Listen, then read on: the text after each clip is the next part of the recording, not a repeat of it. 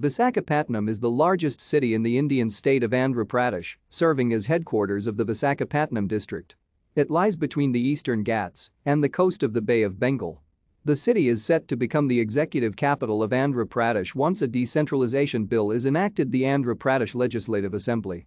It is one of the 4 smart cities of Andhra Pradesh selected under Smart Cities mission. It is the most populous city in the state, with a population of 2,035,922 as of 2011, making it the 11th largest city in the country and the 4th most populous in South India. It is also the 9th most populous metropolitan area in India, with a population of 5,018,000. With an output of $43.5 billion, Visakhapatnam is the 9th largest contributor to India's overall gross domestic product as of 2016 and state headquarters of Indian Coast Guard. Visakhapatnam's history stretches back to the 6th century BCE, when it was considered a part of the Kalinga kingdom and later ruled by the Vengi, the Pallava and Eastern Ganga dynasties. Thank you for watching. Like and subscribe if you would like to view more of our videos. Have a nice day.